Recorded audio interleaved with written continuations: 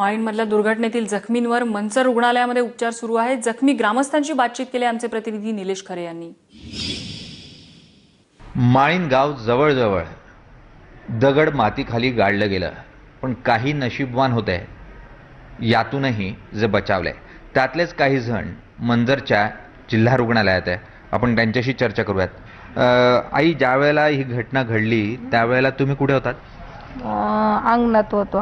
म्हणजे असा वराडा ओढलेले ना, पावसाच्या दिवसाला कसं सरपण जनावरांसाठी बाहेर ओढीतच ना, माणसं वरून काही कागद बिगद घालतोय तिथं बाहेर होतो। आणि हे मालक शेतात पाणी फोडायला गेले ते सांगायला लागलं, खर भात लय दडापला ना, आम्ही ऐकत होतो। मग दुसरी माणसं आतमध्ये होती ना, मग आम्ही तिथंच असा आवाज आला, लय जोरात आवाज आला म्हणून दारातून सुनला म्हणला, बाळ हात ठेव, पाणी गरजला, एवढाच म्हणला फक्त। मग नंतर ते आम्ही ती लाकडं आमच्यावर पडली, भिंत आतल्या आत होती, बाहेर भिंत नव्हती ना, लाकडच होती, ती लाकडं पडली आमच्यावर। तुमच्या सूनबाईन त्या आत होत्या, त्यांचं काय झालं मग? ते नंतर काढलेत म्हणतात, ते वस्तीला नेऊन ठेवलं, लागलंय तिच्या पायाला का काय म्हणतात। बाळ वाचलं? हो, वाचले म्हणतात। वर घराला ना माळ्याला पत्रा टाकलेला होता ना, वरचं साहित्य जर पत्रे अडकला असणार ना तर मग निघले असतील। पण मग समोरून तुम्हाला काय, म्हणजे कसं वातावरण होतं समोरून ज्या वेळेला ते वाहून आलं त्यावेळी? अहो, ते काय अंधारे आल्या गप्पा डोळ्याली, काय दिसलंच नाही। इतक्या वेगात आलं? हा। किती वाजता झालं हे? सकाळी साधारण 8च्या दरम्यान। सकाळी 8 हा, हो। तुमचं मालक या ठिकाणी आहेत, यांचे कुटुंबातले हेही समोर होते। काका, तुम्ही काय करत होता?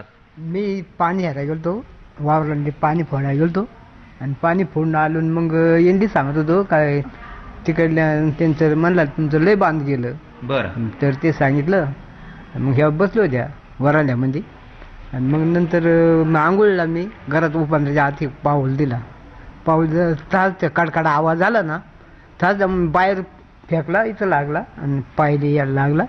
आणि मग ह्या दोघी जणी गाडले होत्या लाकडांखाली, मग त्या बोडून काढल्या। साधारण आजूबाजूला तुमच्या केव्हा लक्षात आलं की समोरून डोंगर कोसळतोय? नाही ना, अचानक झाला।